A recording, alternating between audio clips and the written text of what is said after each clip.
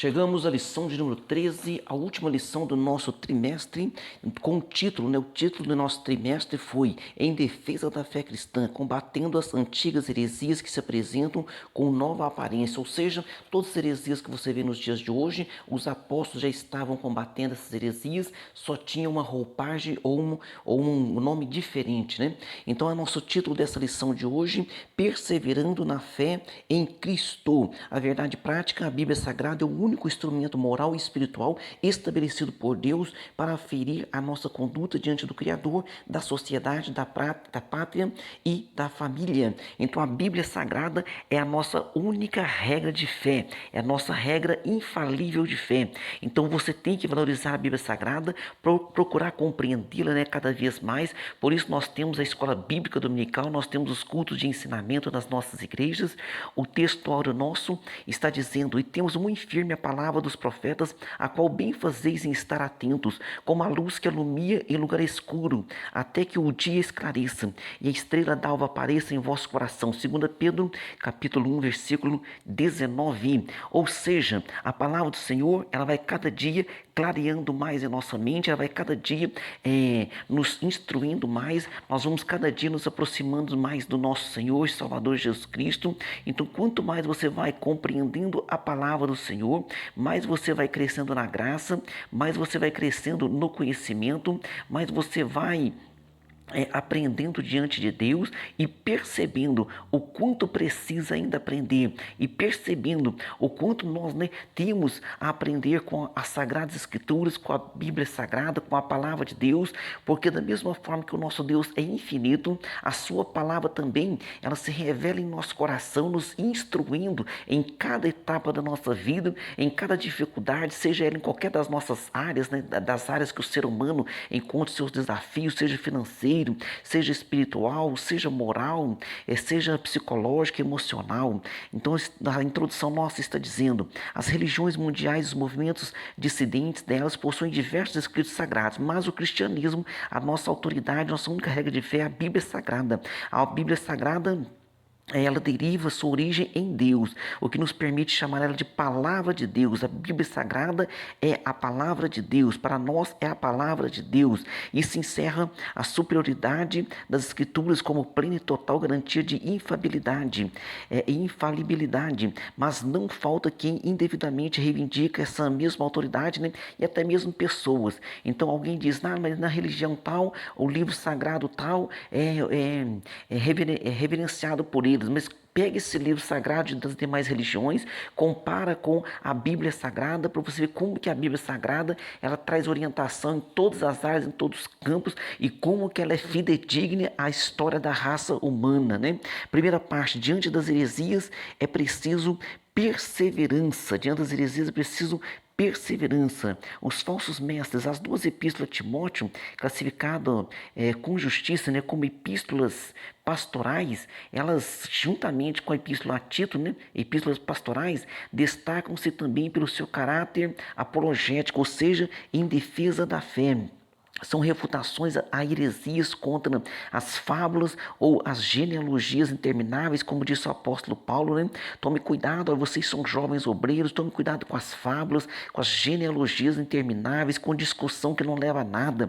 E a expressão falsamente chamada ciência. Então, essa falsamente chamada ciência, o apóstolo Paulo também alerta o jovem obreiro, dizendo: Timóteo, guarda o depósito que te foi confiado, tendo horror aos clamores vãos e profanos e as oposições da falsamente chamada ciência. Então a falsa ciência, ela quer sempre se opor à Bíblia Sagrada. E a ciência correta, a boa ciência, aquela que ajuda o homem a evoluir, aquela que ajuda o homem, a alcançar mais saúde através da medicina, alcançar tecnologias. Essa boa ciência, ela jamais contrariou a palavra do Senhor, porque a palavra do Senhor, ela é plena e perfeita. Sem dúvida, é um combate ao pensamento gnóstico que começou a surgir e chegou ao ápice no século II. Irineu de Leão, que viveu de 135 a 204 depois de Cristo, combateu a tal sistema com a sua obra chamada Contra as Heresias. O apóstolo Paulo está está combatendo dois grupos heréticos em sua geração. Quais são os gnósticos, né? Quando ele fala falsamente chamada religião, e também ele está combatendo as heresias judaicas, os judaizantes que queriam transformar o cristianismo em um braço do judaísmo. E o apóstolo Paulo chama eles de falsos doutores da lei e também da circuncisão, e fala que das fábulas judaicas. Então o apóstolo Paulo bateu muito firme sobre isso, ó, querendo ser doutores da lei, não entendendo nem o que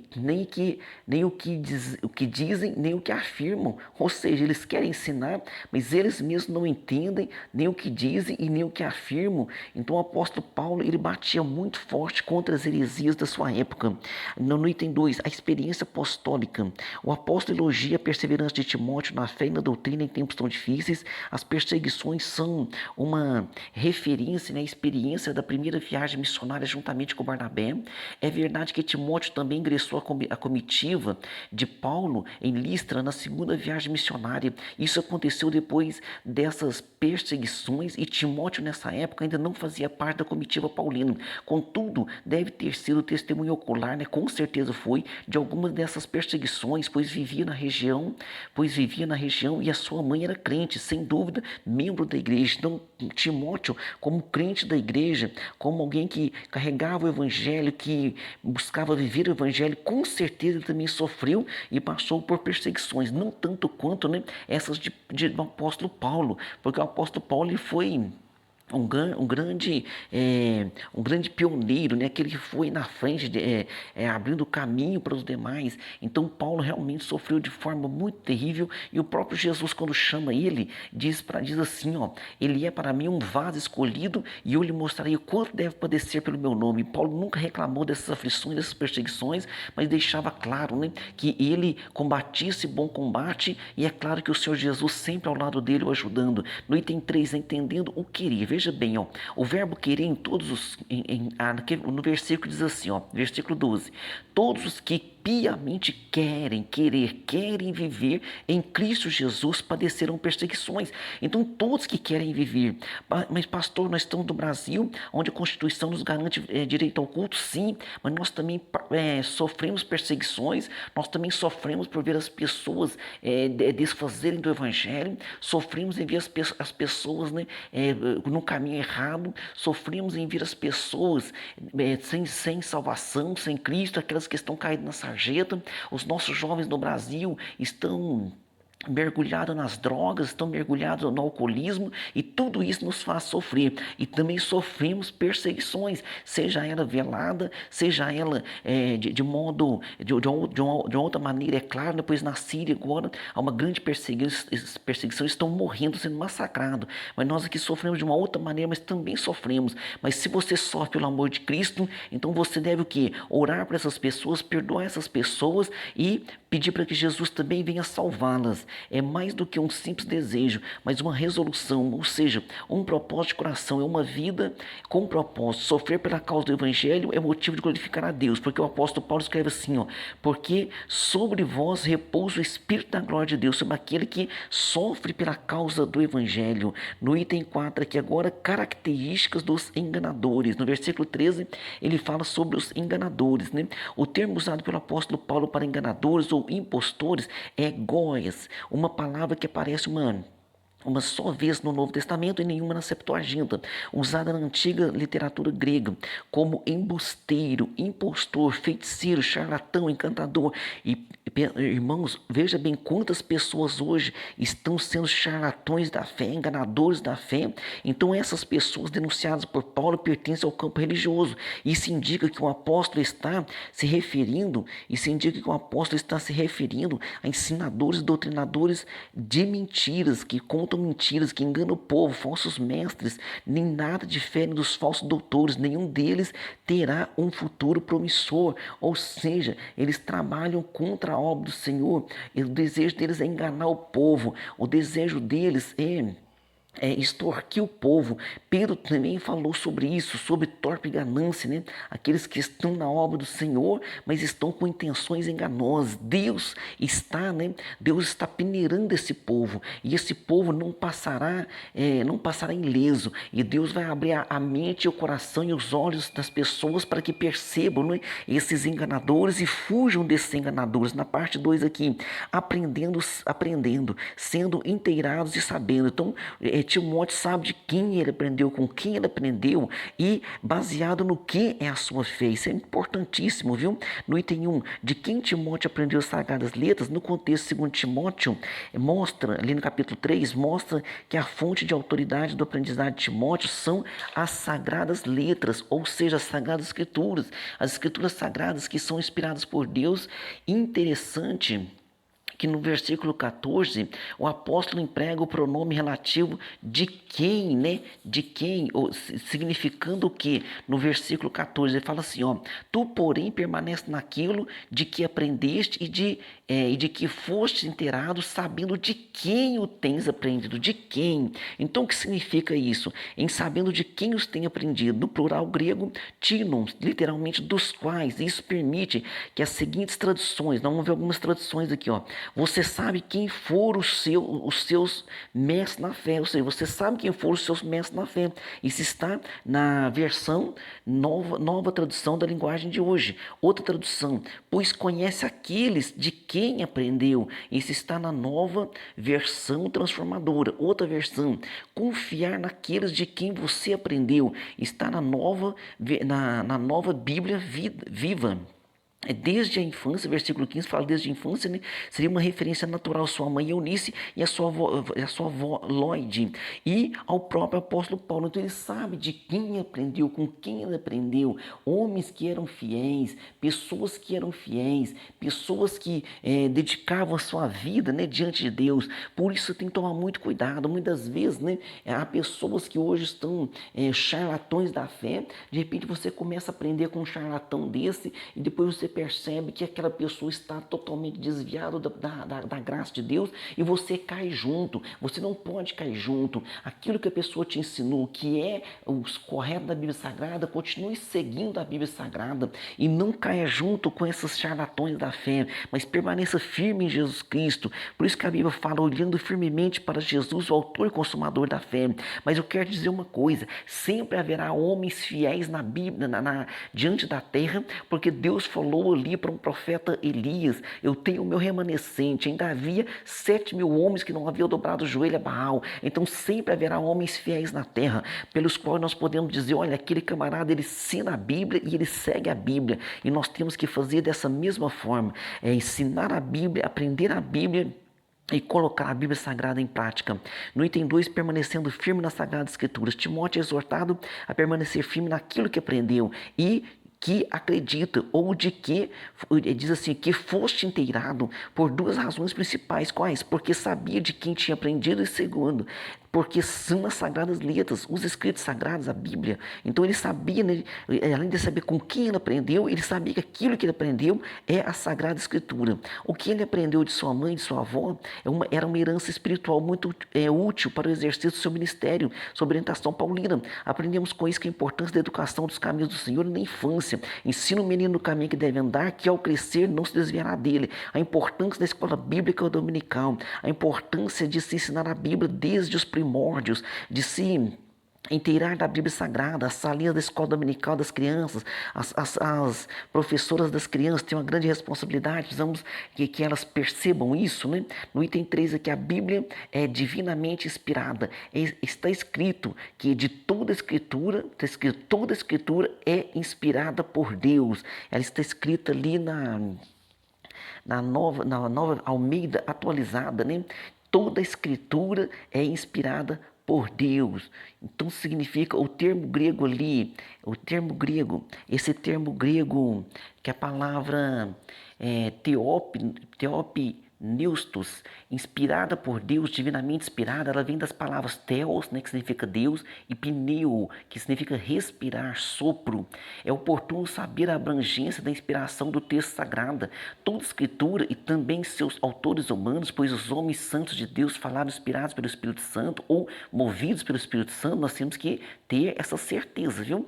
Então, que na linguagem, tradução brasileira e também na nova Almeida atualizada, diz assim, ó, porque a profecia nunca foi produzida por vontade de homem algum, mas os homens santos de Deus falaram inspirados pelo Espírito Santo. Então eles falaram inspirados pelo Espírito Santo. Esse caráter especial e único da palavra de Deus a torna única no gênero. Ela pode fazer qualquer pessoa sábia e também pode levar a pessoa à salvação em Jesus Cristo. Ela é proveitosa para ensinar, repreender, corrigir, instruir em justiça. Tinha um versículo que fala redarguir. O que é redarguir? É corrigir, chamar a atenção da pessoa, animando aquela pessoa. Então a Bíblia Sagrada, ela nunca teve o caráter de desmoralizar a pessoa, né, de derrubar a pessoa, mas corrigir ela, animando, dizendo você está errado, isso é pecado, isso não convém, mas o Senhor Jesus vai te ajudar a vencer. Então você corrige animando a pessoa. Parte 3. Tendo as Escrituras como o fundamento.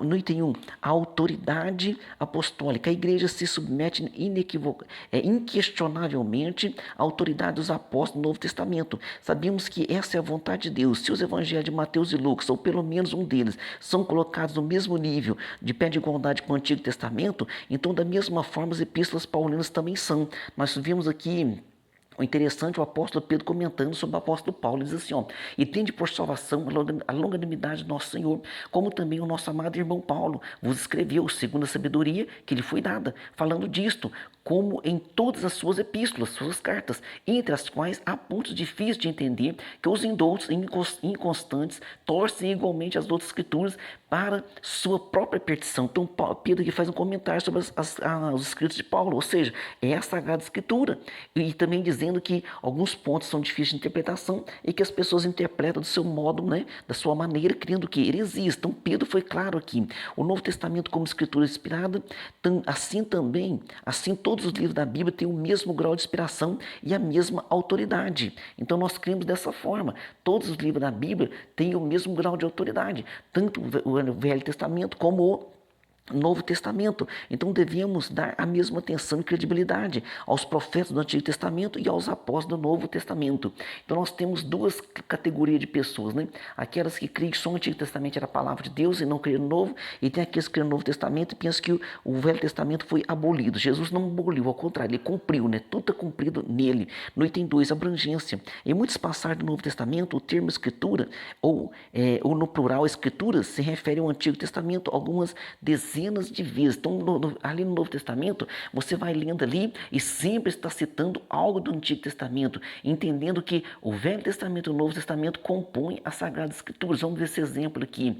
Em João capítulo 5, Jesus diz, né? Examinai as Escrituras. E na época de Jesus ainda não tinha sido escrito o Novo Testamento. Examinai as Escrituras, porque vós cuidardes nelas a vida eterna. E são elas que de mim testificam. Então Jesus está dizendo, o Velho Testamento testifica de mim. E agora vem o Novo Testamento falando o que? A respeito de Jesus. Então o Velho Testamento e o Novo Testamento tudo aponta para o nosso Senhor e Salvador Jesus Cristo. Mas o contexto da expressão paulina, toda escritura inspirada por Deus, não se refere apenas ao Antigo Testamento, e sabemos disso porque a intenção do Espírito Santo é mostrar que se trata de todos os 66 livros da Bíblia. Então diz assim, ó, para que vós lembreis das palavras que primeiramente foram ditas pelos santos profetas, Pedro escrevendo, e do mandamento do Senhor, falando de Jesus e Salvador, mediante os vossos apóstolos. Então ele cita aqui, o Velho Testamento, ele está falando sobre os profetas do Antigo Testamento, santos profetas. Ele diz o Senhor Jesus Cristo e diz os vossos apóstolos. Então ele está citando que tanto o Antigo Testamento,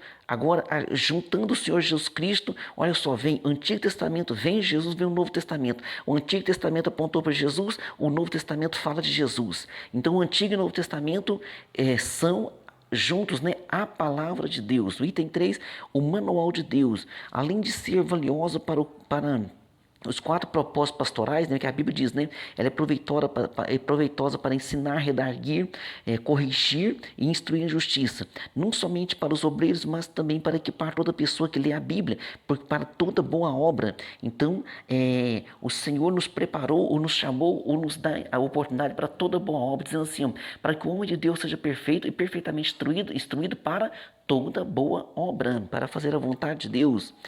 E também continua dizendo aqui, ó, estaríamos à deriva no mundo sem essas palavras, pois essa palavra é que nos traz luz, que nos traz orientação, é o nosso norte, a nossa bússola, né? Então, se a Bíblia Sagrada não existisse, é como se você colocasse um navio no meio do mar, sem bússola e sem a orientação dos astros dos céus, sem a orientação do sol, não soubesse onde é o leste, o oeste, nem o norte, nem o sul. Mas nós sabemos onde é o leste, oeste, norte e sul, porque nós temos a palavra do Senhor. Lâmpada para os meus pés é a tua palavra e luz para o meu caminho. Aleluia. Então a palavra do Senhor, ela é perfeita, ela é abrangente, a palavra do Senhor, ela é inspirada. Então toda a escritura é inspirada, toda a escritura foi dada por Deus para chegar a nós, para que nós possamos o que? Encontrar salvação em Cristo. Conclusão, a Bíblia é um guia seguro para toda a humanidade e não somente para a igreja. Ela é a única revelação de Deus escrita para o ser humano e fonte de autoridade espiritual para aferir a nossa conduta diante de Deus, da sociedade e da família. Trata-se de uma orientação segura para a vida humana, a nação de Israel e a igreja, bem como as exortações para o mundo, incluindo os aspectos político, social e religioso das nações. Então, se as nações se apegarem à palavra, obedecerem à palavra, respeitarem a palavra, claro que tudo nessa nação será abençoado. Por isso nós temos que orar por todos os líderes políticos mundiais, seja municipal, estadual, nacional, para que eles tenham neles temor a Deus, para que a nação possa desfrutar de bênçãos do nosso Deus. Vamos para a revisão aqui do nosso questionário. Vamos para o questionário. Pergunta 1. Quais os 2 principais grupos heréticos que o apóstolo Paulo combatia? Então o apóstolo Paulo combatia os gnósticos, a falsa religião, e combatia também os judaizantes, os falsos doutores da lei, essas fábulas judaicas. Pergunta 2. Qual a fonte de autoridade do aprendizagem de Timóteo? São as Sagradas Escrituras, e ele sabia com quem ele aprendeu as Sagradas Escrituras. Pergunta 3, onde deve começar o ensino cristão? O ensino cristão deve começar em casa. Deuteronômio capítulo 6, versículo 6 ao 9, ele é muito claro. Ele fala aqui, né, de que e estas palavras que hoje te ordeno estarão em teu coração, e as intimarás aos teus filhos, delas falarás assentado à tua mesa, e andando pelo caminho, deitando-se e levantando-se, também as atarás por sinal na sua mão, e te serão por testeiras entre os teus olhos, e as escreverás nos umbrais da tua casa e nas tuas portas. Ou seja, é para estar constantemente falando, lembrando, seja no levantar, seja no andar, seja no deitar, seja no dormir. Pergunta 4, qual a abrangência da inspiração dos textos sagrados? É o Antigo e Novo Testamento. O Antigo e Novo Testamento compõem a palavra de Deus. Pergunta 5, como estaria o mundo sem a Bíblia Sagrada? Estaria à deriva sem essas palavras, pois elas nos levam à luz de Cristo. Então, vamos valorizar a Bíblia Sagrada, vamos estudá-la com carinho e pedir ao Espírito Santo que nos dê força e coragem e sabedoria para aplicar essa palavra cada dia em nosso dia a dia, em nossa vida. Amém? Deus abençoe você e sua família, e até a próxima aula.